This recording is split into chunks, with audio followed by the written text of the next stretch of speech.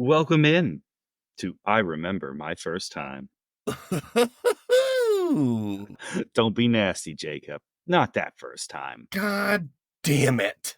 This is a podcast about cinematic awakenings, I like the sound of that. where we talk about movies we love with someone who just popped their cherry to that movie. This time it was me. I popped my cherry. It felt good.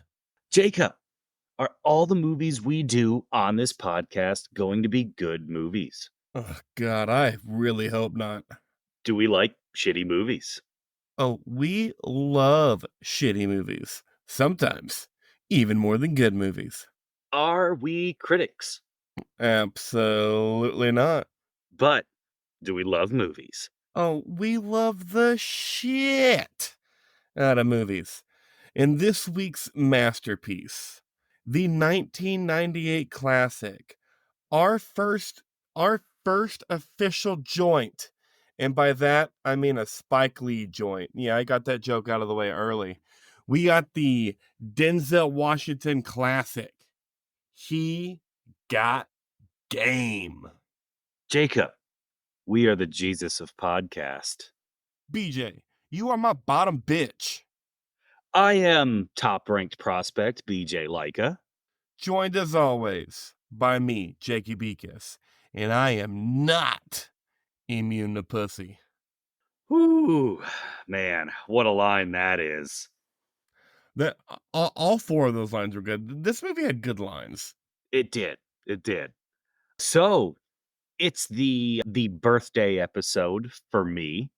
And just in case you were wondering, the birthday episode is essentially the birthday person gets to pick a movie that they would never otherwise convince the other one to watch.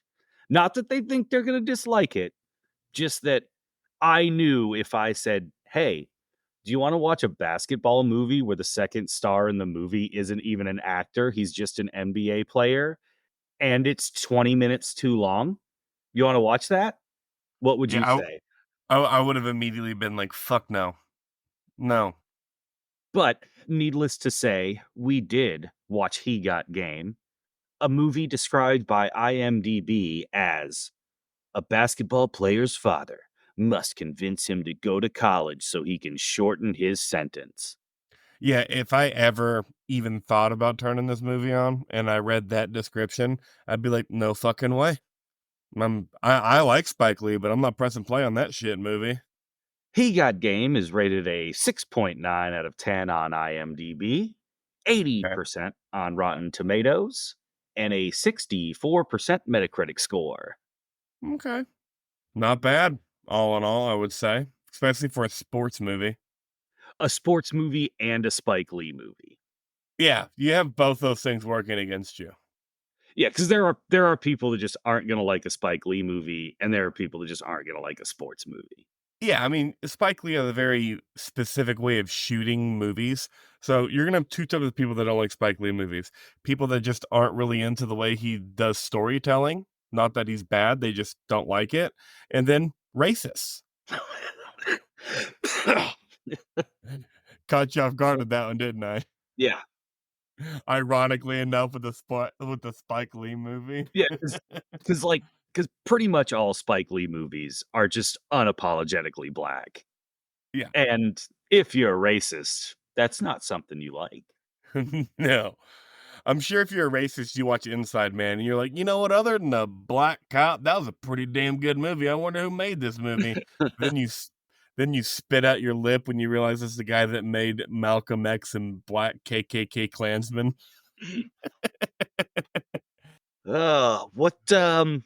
What do you think? What do you think old Roger Ebert gave this movie? You know what? Actually, I hadn't thought about that until you started doing the scores. And now I'm a little confused, but I'm going to go with Roger giving this at least a 2.5. 3.5 out of 4 stars. Nice. For Roger Ebert.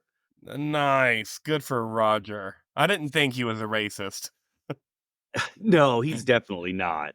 It's just a matter of if, he likes the storytelling of it. Yeah. Spike Lee brings the spirit of a poet to his films about everyday reality. He Got Game, the story of the pressures on the nation's best high school basketball player, could have been a gritty docudrama, but it's really more of a heartbreaker about a father and his son. For many years in America, sports and big business have shared the same rules and strategies. One reason so many powerful people are seen in the stands at NBA games in the modern game is that the modern game objectifies the same kind of warfare that takes place in high finance. Of course, Spike Lee cheers for the Knicks and I cheer for the Bulls, but it's good to know you're cheering.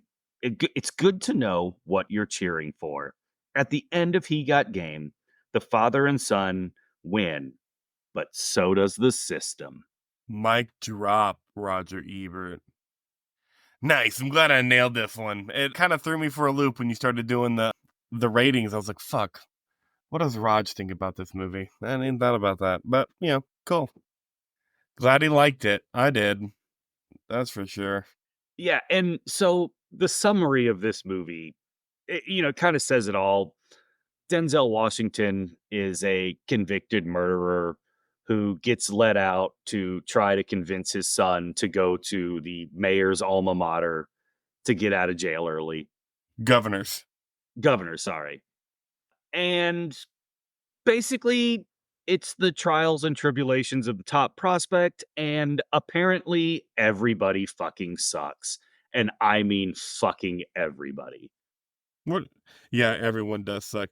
The only person that doesn't suck straight up is Jesus, his sister, and Denzel Washington. Because even when Denzel told him about the school he wanted him to go to, Jesus was like, "Oh man, you too?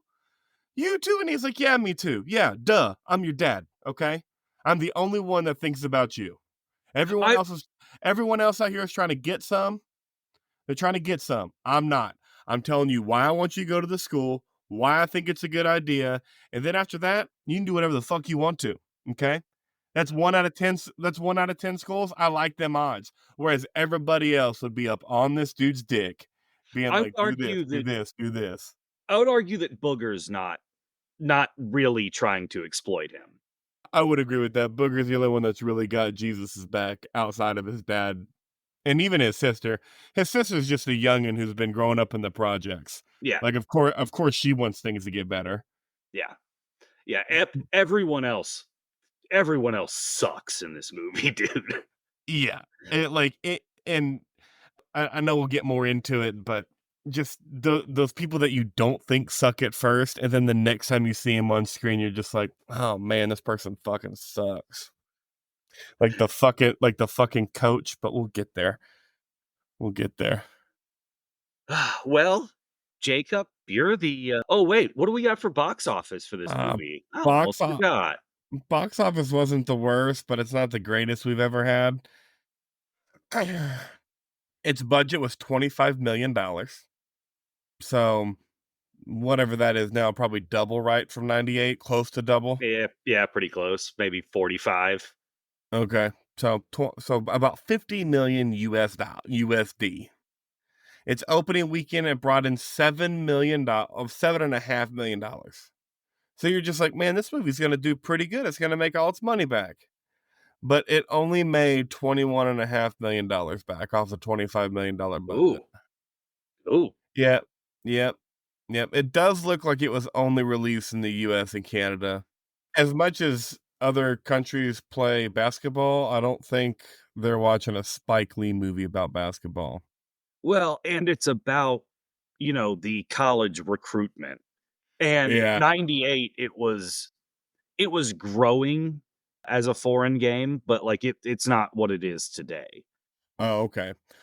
Also, it did so good its opening weekend that this is Spike Lee's first film to open at number 1 at the US box office. So Nice. I'm sure when this movie came out, Ray Allen, Denzel, and Spike Lee were like, "Woo-hoo-hoo! Got a And then pretty good movie on our hands here." weeks 2, 3, and 4 kind of come and they're like, kind of sucks. Yeah. All right, let's move on. We did box office. So you watched this movie for the first time. What'd you think of it? Oh, this movie was great. I like this movie way more than I thought I would. I didn't think I would dislike it because it's a Spike Lee movie, and I haven't seen a Spike Lee movie I've disliked yet. But this is, like you've already explained what the birthday episode is, I never would have turned this on myself. It Yeah, was a good movie. yeah, And go ahead. I was actually surprised at how well Ray Allen was at acting. Like, obviously, he wasn't the caliber of Denzel whenever they were both one on one. But when he was on screen with anybody else, I thought he did pretty fucking good. Yeah, and I did feel like I had to tell you before you watched the movie, like, "Look, this guy's not an actor, so, like, don't watch the movie and be like, 'Why'd they cast this guy? He fucking sucks at acting.'" Yeah. Which he doesn't suck, but, like, and just putting him one-on-one with Denzel in, like, 9 different scenes doesn't help either. No. But, when you're a future Hall of Fame NBA player, professional athlete, the kind of confidence you have, you're just like, "Yeah, put me on a one-on-one sit with Denzel. I got this shit. Don't worry about it." Yeah, and I actually think it oddly kind of works that he's not an actor because you have the extreme confidence when he's got a basketball in his hand, but when he Yeah. doesn't, he's a little unsure of himself. He doesn't really know what to do. He's just not that uber confident athlete when he's not on the court, which kind of works at having a non-actor in this role. Yeah. Well, outside of the things that you like about this movie so far, what did you think about it upon your rewatch? Upon the rewatch, I originally kind of thought this movie was 20 minutes too long. After rewatch, I don't think it's really 20 minutes too long. I think they have one too many ancillary stories in here. I think I probably would have taken out the Denzel and Mila Jovovich storyline, the hooker storyline, and added 10 more minutes with the sister and maybe 5 or 10 more minutes of actual basketball play. Okay. I can see that. I do agree with storylines just going nowhere for a lot of stuff. And I'd be okay with that change, taking out the storyline with Homegirl and add in more of the daughter sister. She was good for the 1.5 scenes she was in. Yeah, and then you just never see her again. Yeah, like the only time she's even mentioned again in the movie is Denzel's like, "I got these for a homegirl, give them to her," and then Jesus gives them to a little baby in a stroller, and I was like, "Oh damn, they actually had a good convo. I thought he was gonna go give her those toys." Yeah, and I actually thought it was really interesting that, like, Denzel went and visited the daughter first, Yeah, instead of going to Ray Allen, and they never really materialized what I thought could be a really good storyline. yeah, But, you know oh, there is one big other thing, but I know you're gonna have this, so I'll just wait for you because you're way more pissed off about it than me. okay. Things I liked about the movie. I mean, really everything, honestly. The basketball scenes are good. The acting was good. The story was good. Like all around really good movie. So I don't think I pretty much say I liked everything outside of one fucking thing because I'll go ahead and double up on things I don't like. What a stupid, horrible, fucking ending. The basketball, Denzel throwing it from prison, and then it Okay. landing, and then it Okay, so land. you liked the ending where the governor didn't give him his release and that kind of bullshit ending. It was just the basketball? It was just a basketball. Everything was so good. This movie was getting a different score until the basketball happened, and the basketball brought it down an entire fucking point. That is a mind-boggling decision. I do not understand that one bit. It was it was the dumbest thing I've seen in a movie in a long time. It's like, here, let's steep this movie in realism and all that other shit, and then at the very end, boom, here's some fake shit. Yeah, because there's no magical elements to this movie whatsoever. In fact, there's, like, no you need to believe this thing. Like, the most unbelievable thing in this movie before this part is that a 45-year-old man scored 5 points against the number 1 prospect in the country in a one-on-one game. Like, that's the most unrealistic part of this movie up to this point. And now there's a fucking magical basketball? What in the fuck is this? Yep, fucking horrible. The Mind-boggling decision. Yeah, hated that part. Like I said, brought it down an entire point for me. Ruined the ending. But yeah. One other thing is, I think I told you before watching this movie that I was like, Nema may hate this movie, and like she doesn't need to watch the whole thing if she doesn't want to. Was I correct in that statement or no? Oh, you were wrong. Okay. She loved this movie. Love might be a strong word, but she really liked it. She was watching it, and about halfway through, we had to pause to go to work. Maybe a little more than halfway. I'm like, "What do you think so far?" And she was like, "Honestly, after BJ said that I wouldn't like this movie, I was kind of worried about it." And I was like, "Fuck, I'm gonna watch this movie that I don't like." And sitting here watching it, wondering why the fuck was he worried that I wouldn't like it? Oh wait, no, that's not what happened. There's this thing that causes temporary memory loss. It's legal in Michigan. Mm, that's where you are. Yeah, that's where I am. Uh, anyway, then she goes, I thought I was gonna watch some weird fucking movie that I wouldn't like, and after watching this movie, I started to realize that's more of Jacob's thing with movies, not BJ's. So yeah, Oh, I just didn't think she would understand the whole basketball recruitment on top of the mid late 90s culture of the movie. yeah, nope, wasn't a problem. Cool. Cool. BJ, was this a good or a bad movie? Oh, it's a good movie. No Yeah, doubt. good movie. Roger Ebert said so. 3.5 stars. Yeah, IMDb and the rest of Critic, maybe actually Metacritic wasn't that bad, but you know, eh, I would say the 80% Rotten Tomato score sounds about right to me. Yeah. IMDb is fucking all over the place. I think 7 stars, and it's got 6.9 on IMDb, is the lowest you could go given this movie a rating. Yeah. Like if you gave this a 7 or even a 6.5 to round up to 7, like, okay, I can And accept that. and also, like, it's not a basketball movie. Like, there are basketball undertones clearly, but this is a father-son movie and kind of a fuck everyone else movie before a basketball movie. For sure. For sure. It is a father-son movie with a basketball backdrop. And now it's time, BJ. How hard of a time did you have with this? Mount Rushmore? Be, being yeah, this being your rewatch. You could literally have any scene of this movie be in your Rushmore, and I wouldn't be surprised. Cool. On the rewatch, there was, like, probably 12 scenes. I was like, "Oh, that could be on Rushmore. Oh, that could be on Rushmore. Oh, that could be" like, literally 12 scenes, and I gotta narrow it down to 4.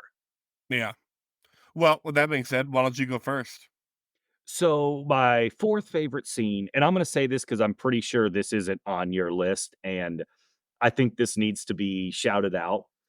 The first pickup game in this movie is the best, most realistic basketball playing, whatever, I've seen in movies. Usually, when they shoot basketball scenes, they're just god awful.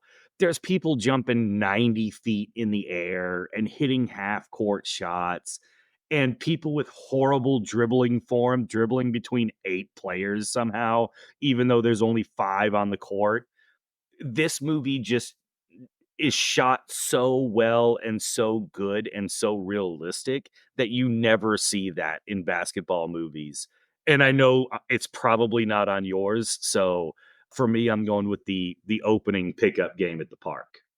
Okay. That's a good scene. Yeah, I mean, I enjoyed it from the start. I didn't realize it was one of, if not the best basketball sequence in movies, but I could tell it was very well shot.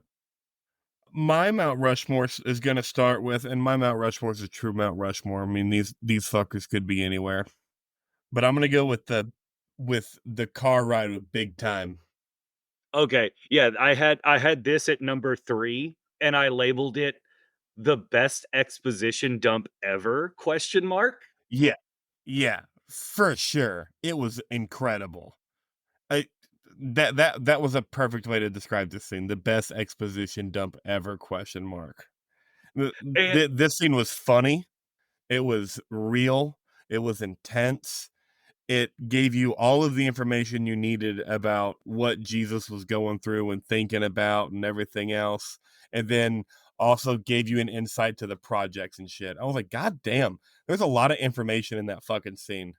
and this scene's what, 2 minutes long? Maybe. If that, like, it may be, like, a minute and a half. They dump out so much shit, and it's so good, and I think it's well needed in this movie, because like I said, this is essentially the exposition dump.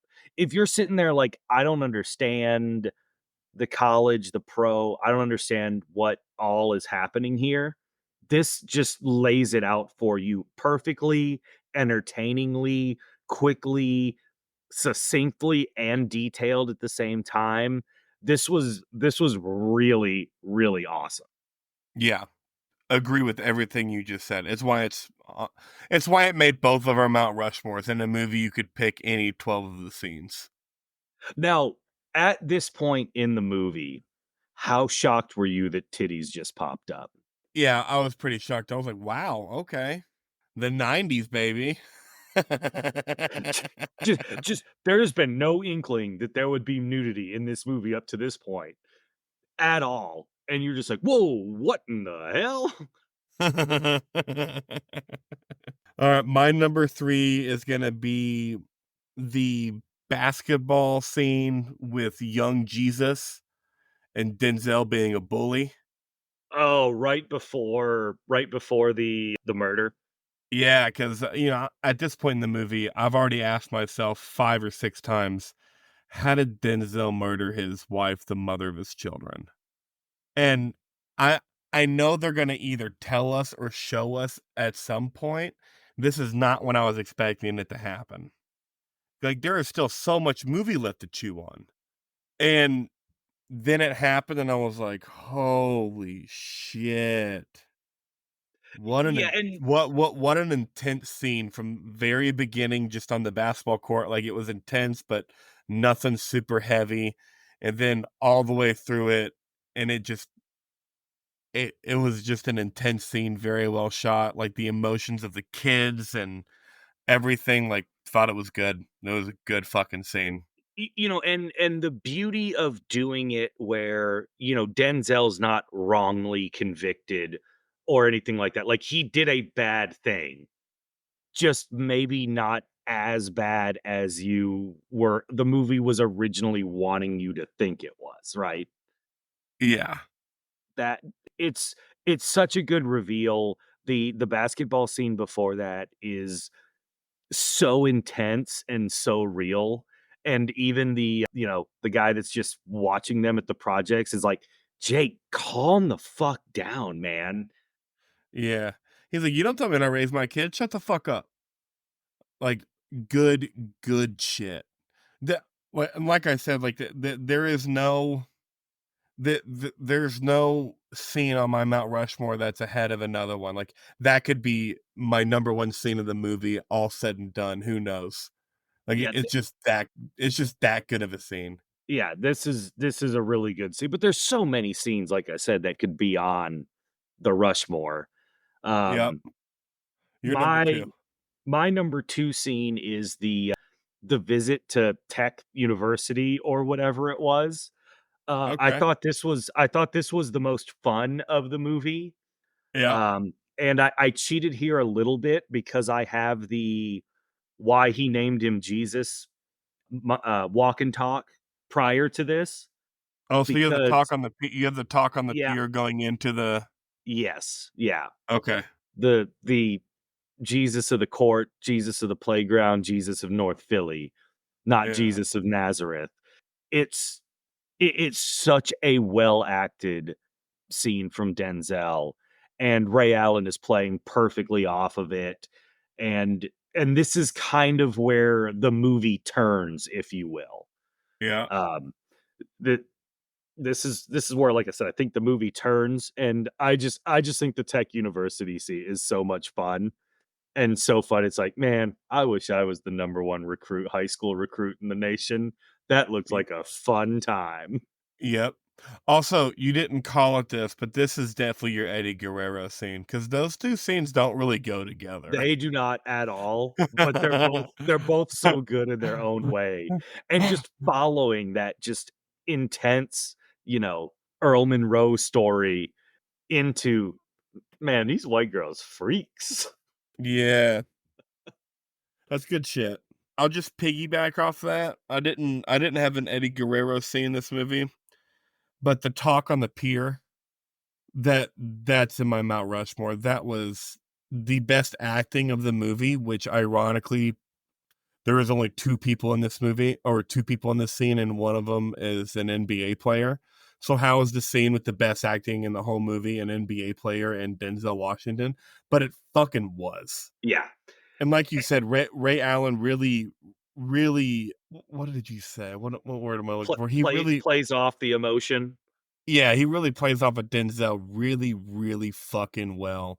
And I really love the Earl Monroe story because I'm watching this movie and I'm just like, Jesus seems out of character to like as a name from someone like Denzel's character. Like Right. surely he's not named after Jesus of Nazareth, who, while we all know is not a white man. You don't tell American whites that, especially in the late 90s. That he's an Arab. Yeah. You don't tell him that Jesus of Nazareth has more genetic connections to the modern day Palestinians and their genocide. Ugh. You just don't tell people that, especially in the late 90s. So that Oh, story yeah. so that story about who he was actually named after was awesome. It felt genuine. It was just a good fucking story. And like you said, this is the point in the movie where there was a turn. There's a reason I thought that Jesus was going to give the stuffed animals to his little sister because there was a visible turn from him in this scene. And this is that scene that I had already mentioned earlier too. Like Denzel was like, "No, I'm here to talk to you about school and your decision, but I'm the only one that cares. Like, I need you to pick this school so I can get out of jail earlier. But at the end of the day, if this isn't the school that you want to go to, then don't fucking go." Yeah, I've got it in my mind that I'm still serving another 15. Yeah. As far as I'm concerned, I got to get out early to come see my son and my daughter for a week. Yeah, which You, was you pick, way more than I would have ever gotten before, and I'm so grateful that you allowed me to do this at the very least. yeah, pick whatever school you want to go to, and it's just a strong, beautiful, great acted scene. I think I know what your number one scene is. Can I guess? Go ahead. Is it the one-on-one match between Denzel and Jesus? Yeah, I had the end of the movie starting at the one-on-one match and ending 7 seconds before the actual movie ends with the stupid magical basketball. Okay, good number one scene. The I'm the I'm glad you added the scene because this didn't make my Mount Rushmore, but I wanted it to.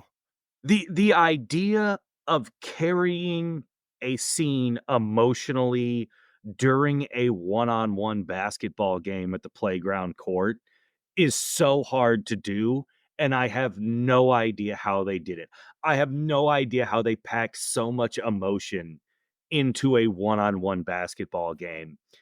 It's so good, it's so unique, it's so creative, and, you know, going from that into the twist of Ray Allen choosing, what was it, Big State? Whatever. The one his Yeah, dad wanted him to go to, and his dad not being able to get out because, you know, of course, it's a Spike Lee movie and white men in power are absolute fucking dog shit. And you don't have to watch a Spike Lee movie for that to be true. That yes, yes, but knowing this was a Spike Lee movie, you know that where's the white man sucks turn coming in here? Yep, And they waited for the very end to let you and know that the white man sucks. yep, and they did it in a spectacular way. They're just like, "Well, since he didn't do it while you were out there talking to him, technically you didn't get him to do it. So, no early release." Just fucking white people, I swear to God. Just Keep him absolute abuse of power Yeah, just is keep him fucking black. bullshit. Was it 16% of the total population, but they're like 60% of the prison population? It doesn't add up.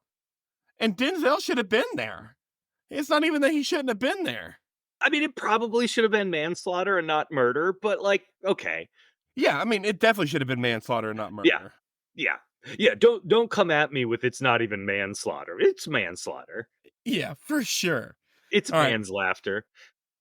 my number one scene is the first interaction we get between Jesus Shuttleworth and Jake Shuttleworth at the Gardens. The Gardens convo, the flashbacks that were with that convo. I'm sitting here just like, how did he kill his mom? How did he kill his wife? Like, what's going on with this story? Because you don't know why he's in jail at first either. Yeah. And I'm just like, this scene is such a good scene to set up the entire rest of the movie. I'm into it. I like Ray Allen. I like Denzel. I like their chemistry. Like, I'm fucking into it. And then you get the brother sister talk whenever just Ray Allen sitting on his little sister's bed and then talking about like what's gonna happen and all the shit she'd been hearing. Like all of that, I'm just like, awesome. This is gonna be fucking great. And then they never brought back the sister, but that's okay. I just, At you know, the time, and this is probably the peak when I talk about, Ray Allen not being an actor and how it kind of works. The 18-year-old yelling at his 11-year-old sister is like the peak of why it works, 'cause you don't really know how to handle it because yep, you're fucking 18, yep. but you're pissed about it, and this is to me the peak of why it didn't need to be an actual actor in this situation, because it works at how uncomfortable and unsure and lacking of confidence he is when yelling at his sister. You know what? Now that you said that out loud, maybe that's one of the reasons I like this scene so much too, was because not that I didn't have either parents, but my dad wasn't there. My stepdad was an alcoholic, shitty piece of shit. And my mom was just mentally vacant, I guess, is an Yeah, and adult. trying to work job, single working Yeah, mother, basically. yeah. And so, like, I was doing a lot of that talking and dealing with the kids and whatnot as a 16, 17, 18-year old. I'm just like, I don't know what the fuck I'm doing. But I'm yelling. Yeah. I know this gets results, god damn it. And then that goes right into the Uncle Bubba scene, right? Yeah. Where they And talk what a piece of shit. fucking A. Uncle Bubba might be worse than Lola or Lala. Oh, he's definitely worse than Lala. Like an 18-year-old girl cheating on her boyfriend is as surprising as an 18-year-old number one college prospect cheating on his girlfriend. Yeah, but Uncle Bubba, fuck you, man. Yeah. Fuck you. He was such a raging piece of shit. And you know what? Good for his wife standing up to him in a late 90s black household and being like, "You do not speak for me." And as a I thought as a middle-aged white man who was born in 92, I don't know much about late 90s black households. I'm just assuming that was important because it's not like that chick could have done that shit in a white household, really. and the brilliant of the Uncle Bubba casting, when I first saw him, I'm like, "Oh, he's the supportive uncle." Just because he had that look, right? He kinda Yeah. looks like Uncle Phil. Yeah. It got has that aura, right? Where it's like, oh, Yeah. he's the supportive uncle that took him in. It's like, oh nope, he's a piece of dog shit. Yep. Oh, also, just 'cause, I wanna know if you saw this or if I was the only one that see this. Doesn't Uncle Bubba look like Keenan Allen from SNL? Oh, yeah, Kenan Thompson? Yeah, Yeah, Keenan yeah, Thompson from yeah. SNL. Which is like I said, like, kinda why I thought he'd be like like the guiding support principle of the movie, and then, like, 60 seconds later, I was like, "Nope, he's a piece of shit." Yep. POS. Alright, what's next on our we did it. We did the Mount Rushmore, BJ. We did it. I would like to shout out a scene. It was pretty short, but I thought it was really cool. I thought Jesus and Jake, that just sounds weird to say, but both of them watching the Sports Center or ESPN, clip of talking about the number one prospect, Jesus Shuttlesworth. I thought that was really cool and really well shot, with all the college coaches and NBA players and just the reaction of those two going back and forth between them. I thought that was a really cool scene. So one other scene I wanted to bring up was the ESPN or Sports Center little expose on Jesus Shuttlesworth, where both Jesus and Jake are watching it, and it's like cutting back and forth between their reactions. With Yeah. all the Charles Barkley and Dick Vitale and John Thompson and all them in there. Yeah, I yeah, thought yeah. this was really effective and really cool, and Michael Jordan gets to say the name of the movie in it, and I found that funny. Yeah, me too. I love that Michael Jordan showed up and said he got game. Because if you've been listening to this podcast even for a little while, you know that we love when movies titles are said in the movie. And I was not expecting Michael Jordan to be the one that said it. Awesome. That's a good scene. That needed an honorable mention for sure. Oh, listen. Like I said, you could have chosen any scene in this movie for your Mount Rushmore, and I wouldn't have been surprised. Yeah, I totally agree.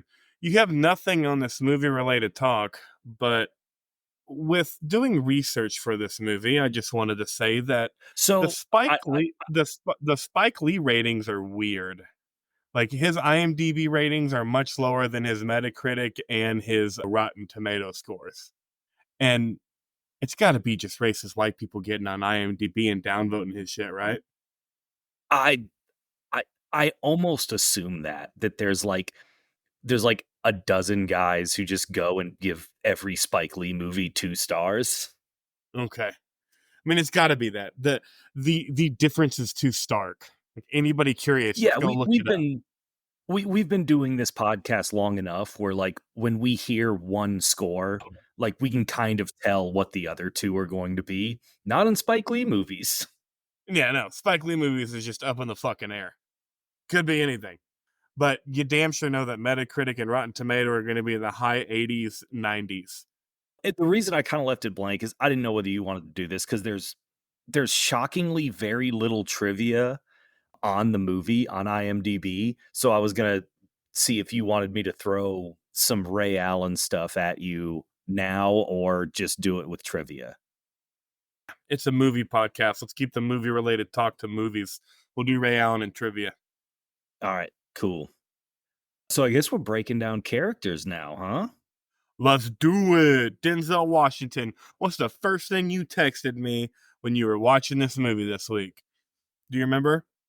I do. It was something to the effect of Denzel Washington with cornrows is jarring. Yeah, I think that might be exactly it. That was hilarious. It was something about his cornrows and how shocked I was. I know that. But yeah, I mean, Denzel did great in this movie. Knocked it out the park. I mean, like he does in fucking everything he does. In though watching a Denzel movie from the 90s was more refreshing because he's not as set into Denzel Washington. Because now I feel like he just plays the same version of the same character all the time, like Bruce Willis ended up doing with John McClane. Like every character ended up being some version of John McClane. Well, and you can see because I think that's basically the character he was in Training Day is what it Yeah. becomes. And Yeah. you can kind of see it leaning that way in this movie, but he doesn't go full Training Day and then just play that character for the next 15 years. But you can see it leaning that way in this movie. Yeah. Yeah, with this movie, you can see why the director of Training Day wanted him in the movie. Like, but And yeah, so that was refreshing about this Denzel movie. Watching it, I enjoyed that and aspect of it. some of the best work he's doing is in the flashback scenes with young Jesus, Yeah, which is crazy hard to do as an actor of like you have to sit here and belittle this 11-year-old boy. You cool doing that, Denzel? right. That's true. I didn't even think of that, but that's so true. But yeah, I mean, as always, Denzel knocks it out the park. What else can we say about Ray Allen that we haven't said that we haven't said on the podcast yet? Like I know what I can say that hasn't been said yet. He's at this point in his life, he's what? You told me 21 years old. He's played a season in the Uh NBA at this point. yeah, He's 21, 22 when it's being filmed probably. he's played like a season or two in the NBA. Yeah, it would have been filmed after his rookie season. Okay. So future Hall of Famer. That kind of person at 21 wasn't doing theater in high school. They that Oh, they were growing up in a very similar fashion that you watch Denzel play with this kid in those flashbacks. Like this guy has no acting history, expertise, practice at all. And with like never doing like a high school theater play or nothing, this dude fucking killed it, bro. yeah, because if you're one of the best basketball players in the country, which Ray Allen was in high school, you're not dabbling in plays on the side. No, you're doing other sports to say athletically ready for your main sport all season, all year long. So yeah, fantastic job by him and great job by Spike Lee and Denzel. Probably you have to give him some credit here too, making it work so well with somebody with so little athletic training or acting training. Plenty of athletic training. Yeah. Spoiler alert. I know you told me one of the trivias, but I think Ray Allen would have done a better job than the person we'll get to in trivia would have done if Spike Lee would have got his first choice. Okay. Just based on interviews that I've seen with said person. Almost gave it up. All right, next, Milya Jokovic. Did I say that right? I've never known how to pronounce the name. I've always just said Resident Evil girl. I was about to say, whenever I was looking at this movie, I was on the phone with you. I was like, "Oh, Resident Evil chick's in this movie," and you're like, "Uh huh." Ugh, a rough character to play, even though I've mentioned early in this podcast that's probably the storyline I would cut out. That doesn't mean she doesn't do a great job of it. It just I don't know if that belongs in this movie. I feel like that's a separate movie. I totally agree, but I also get it. I mean, like I get it because you got this guy that's been in jail for 5 years at that point. Like Spike Lee has to show him getting laid. He's gonna want to get laid. He's gonna get laid. So how do you fit this in the movie and make it all make sense? Like he ain't hitting up somebody that he knew back in the day because he was married. He killed his wife. Yeah, yeah. Yeah. So like thinking of it that way, all that just came into my head. Like I guess it makes a storyline seem better to me in hindsight. But during the movie, I was like, this is the worst part of this movie. And all the acting by everybody in this movie and these scenes are great. It's still the worst part of this movie. Yeah, it just doesn't fit to me. Yeah. Rosario Dawson. Oof. My favorite thing about her role was how lovable and sweet and into Jesus she was at first. And then in that one scene, like she's still coming off that way as she's talking to him whenever he's asleep. But you got Homeboy's hand in the corner of the frame, just all up on her ear, whatever, and you're just like, damn, she just like Brilliant, everybody else. brilliantly shot with the Yes. hand coming in on the phone call. Yes. Agreed. And like that's kind of the point of everybody in this movie is they come across with good intention and then just end up being fucking dirtbags. Yeah. And like I felt for Rosario Dawson's character. Like after like hearing her on the bench or whatever, like I wasn't all that upset with her. Like she's just a girl in the projects too, trying to get out. Like she knows Yeah, he's not just gonna really she knows that he's not gonna take her with him. Like she ain't going to college. And like it made me feel better about what she did whenever he had that threesome too. And then when you're thinking about it, it's like they're just horny 18-year-olds going up to college. Of course they're fucking everybody. Like duh. well, and like he knew she was fooling around with him when he went to the college. Yeah. Of course you don't know that whenever you're watching the movie the first time. Second time I did because of the pool scene at the agent's house. Yeah. But yes, I see what you're saying.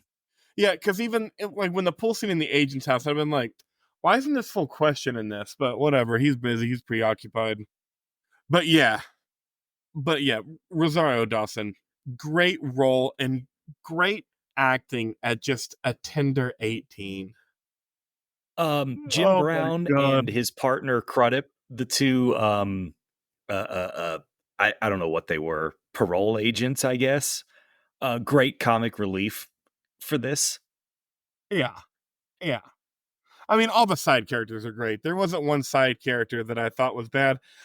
In the first scene with the aunt and uncle, I thought the acting was horrible by everybody. That was the only scene where I was just like, Ray Allen's not an actor. But it didn't feel like the other two were either. And you're not going to understand this, Jacob, but 1998 John Turturro is perfect sleazy Big East coach. Okay. I believe you. Just just perfect sleazy Big East head college basketball coach at the time. I was like, yeah, I can definitely see this. I'll just have to believe you. I do know that I want a Shuttlesworth jersey. Oh yeah, that's in my opinion that's the if I was ever to own a sports jersey, it would be that or the Crash Davis or Nuke Lelouch Bull Durham ones. Yeah. Those are all quality choices. All right, BJ, let's hear these trivia and facts. I'm ready. Being your birthday episode, you're doing it this week. Yeah, so let's start off with Ray Allen. This isn't going to be too long, but just cuz you asked me how good he is, so I'm sure there's other people on the podcast wondering. Ray Allen was in the historic 1996 draft where he was taken 5th overall. Allen Iverson and Kobe Bryant were also in that draft. And a career spanning 18 years, averaging over 19 points a game, 10-time All-Star, 3-time All-NBA selection, 2-time champion, who ranks 32nd all time in scoring if you combined ABA and NBA. If you do it just on NBA, he is the 27th all time leading scorer and number 2 in career 3-pointers made, a 2018 Naismith Hall of Famer. So, yeah, all-star teams are basically 15 guys for each conference. So you're essentially saying Ray Allen was one of the 30 best players in the world for 10 seasons. Damn. Yeah, So this I'd is say not he's pretty a good. fair NBA player who ranks top 30 all time in career points. I just wanted to get that out there for just in case anybody else was wondering like you how good he was. For the Yeah. trivia, here you go, Jacob. Spike Lee originally wanted Kobe Bryant for the part of Jesus Shuttlesworth. While Bryant liked the script and the idea of working with Lee, he had just finished his rookie year and had shot several air balls in a brutal playoff loss. For this reason, Bryant planned a workout program that would help him maintain his strength through a longer NBA season. after Bryant turned down the role, noting the summer of 99 was far too important to spend time making a film, which is the most Kobe answer I've ever heard. Yeah. Didn't Kobe come right out of high school too? Yes. So Kobe would have been like 19, 20, maybe, if he filmed this. That's crazy. Yeah, but I think, and you can tell me your opinion on why you think Allen was better than Kobe would have been, but Kobe was not an inner city guy. Kobe's dad was a professional basketball player. Kobe spent a ton of time growing up in Italy. I don't know if Kobe brings that part of the Ray Allen or that part of the Shuttlesworth character that Ray Allen brings. Hmm. Huh. Okay.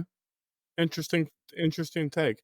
I just think Ray Allen, just after watching him act through a 2 hour and 15-minute movie, I just think Spike Lee got the better person out of him and Kobe Bryant, because I've seen Kobe Bryant do interviews and whatnot, and I just think he, nothing beyond that. You had way more insight. That was intense. Allen Iverson and Stephon Marbury were among NBA players also considered for the role of Jesus Shuttlesworth. Okay. Ray Allen and Spike Lee have had conversations about a de facto sequel to the film, with Allen saying he would envision Jesus Shuttlesworth nearing the end of a successful pro career, much like Allen himself. As part of his expression of interest in such a project, when Miami Heat players were allowed to wear special jerseys with nicknames or initials as part of an NBA promotion, Allen's jersey said J. Shuttlesworth. Lee immediately and happily posted the photo of the back of Allen's jersey to Instagram.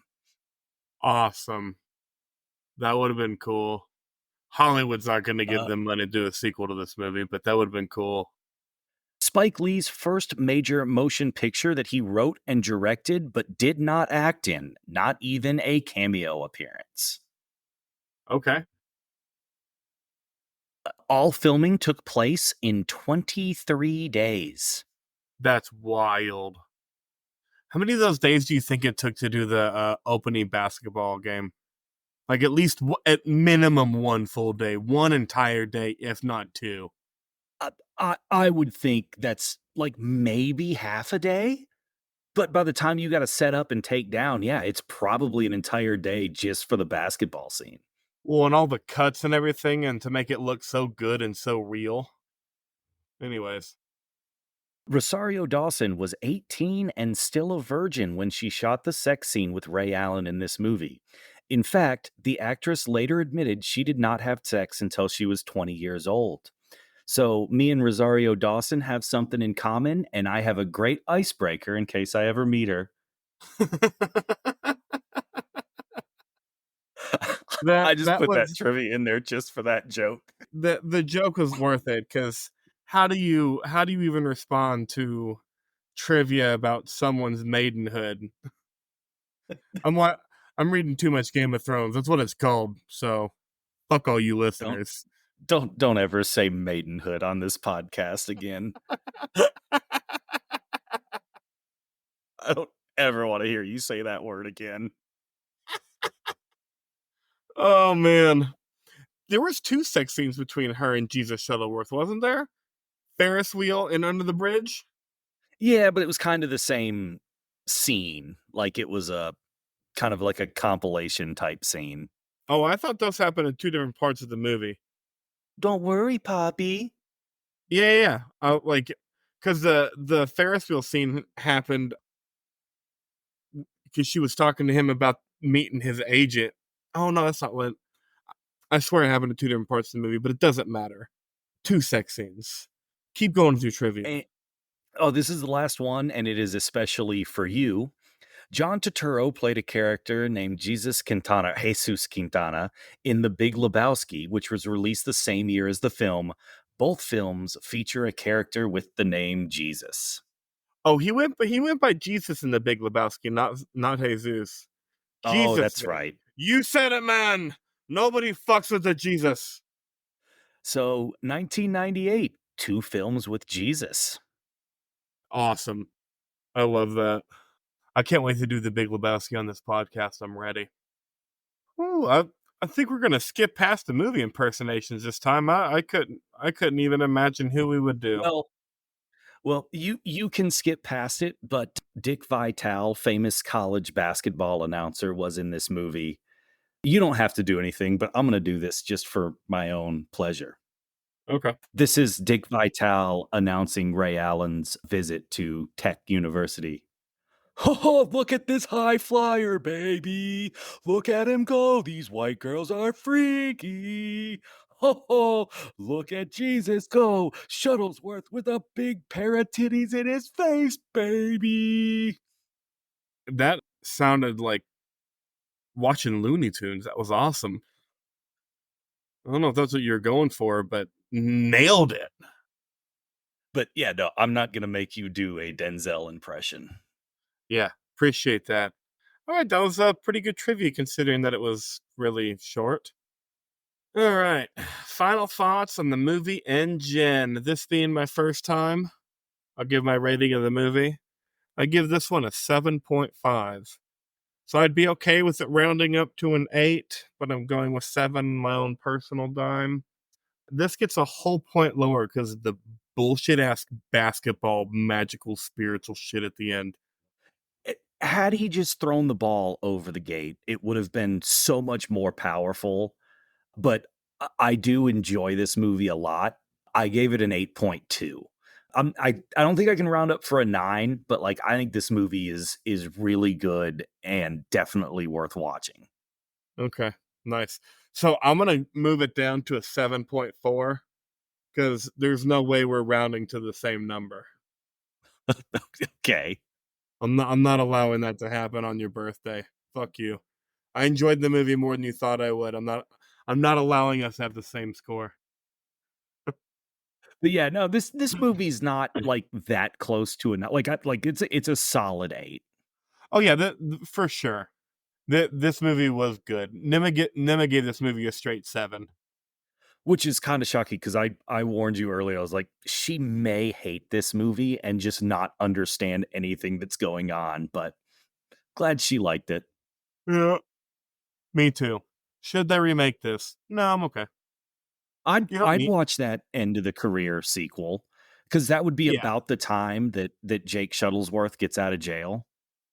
Oh, that's true. Because didn't he have like 15 years left or something?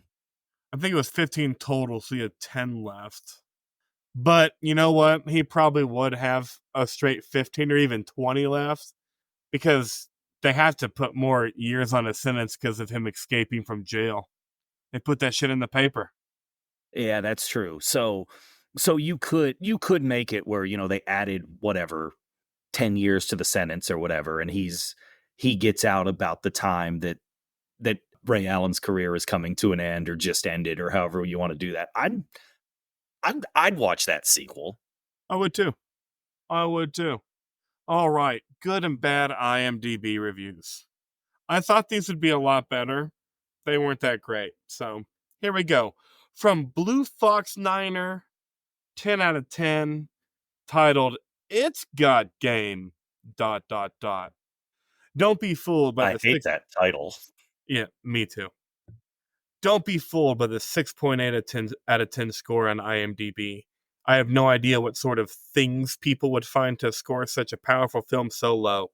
It's not a sports film at all, despite the heavy frame of basketball, but more of a film of love, family, and battle of deciding the struggle between head and heart. The film is readily accessible, so its viewers and the subject matter wilts can be uncomfortable as wholly believable. This is a film about life and choices as well as redemption. This movie shines despite Spike Lee's need to scream black exploitation in every project he undertakes, and is a film that will provoke thought across all boundaries of race and color for all peoples. Everyone should see this film at least once. I mean, black exploitation is tough. It is Spike Lee, therefore it is an unapologetically black movie. I mean, Public Enemy's doing the freaking soundtrack the whole way, but I Yeah, didn't feel it exploitative in any way. I didn't either. which makes it so funny that I found this review on the 10 out of 10s. Now, give me the 1 out of 10 racist review. Let's go. It's actually 2 out of 10 by Art Vandelay Importer Exporter.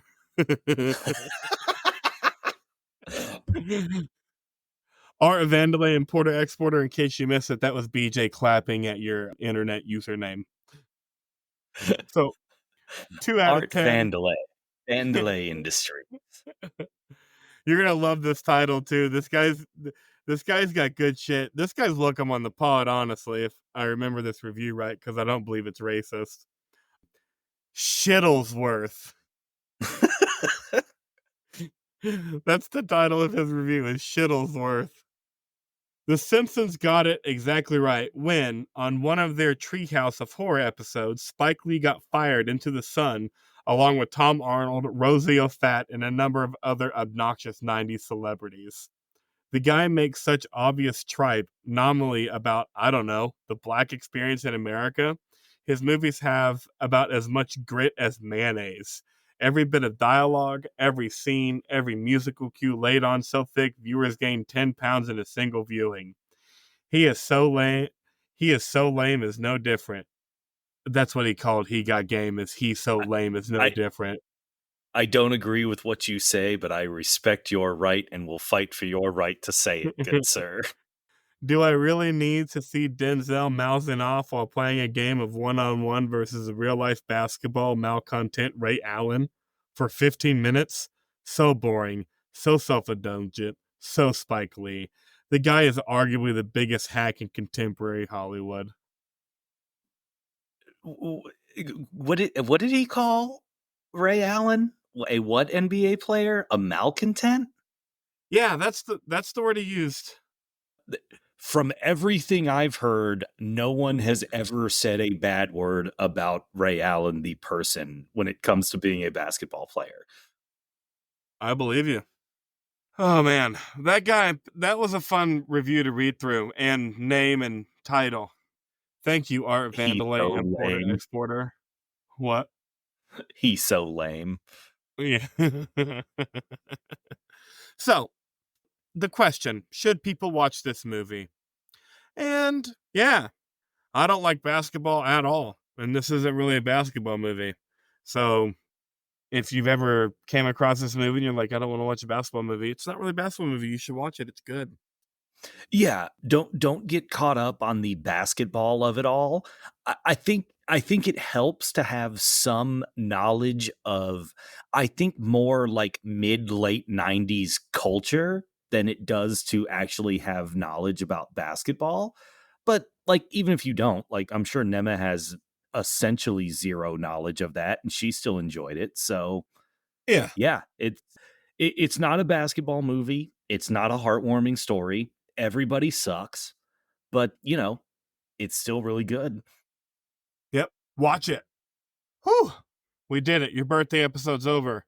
Happy birthday. You're closer to 40 than you were 30. That's all right. I've basically been acting like a 40-year-old man for the last 10 years. You know what, BJ? It happens. That's just how it goes. One day you wake up and you're closer to 40 than you were 30, and there's not a goddamn thing you can do about it. Just gotta In fact, keep on living. LIVIN. the best thing you could do about it, honestly, is talk about movies. There's 'Cause, nothing more 40-year-old man than that. yeah, we've seen so many at this point, and it's so easy to have a podcast. Wish we had some listeners, but one day, maybe. This is for you, David. When BJ said, I know people out here are wondering about Ray Allen, if you're wondering about Ray Allen, he was talking to you. So, hope you learn more about Ray Allen 100%. today. uh, I knew his lazy ass wasn't gonna look it up. there's a good chance he will never watch this movie or listen to this episode and just miss out on all this. And we're not going to tell you that we talked about you for almost a minute at the end of the pod. You're never going to Well, know until you listen and watch, asshole. that's Anyways, that's us. at IRMFT. Hopefully, we'll get a little more. We do have some semblance of normalcy now, so hopefully, the episodes get put out on a more regular, consistent basis. Yeah. Yeah, that'd be nice. That's what we're working on. It'll happen, guys. We are on Facebook, Instagram. We have a Reddit, but we like Instagram the most. It's the easiest. Yeah.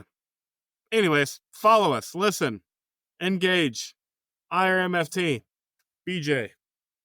Yes. Oh, I was trying to get you to say bye. BJ. Bye.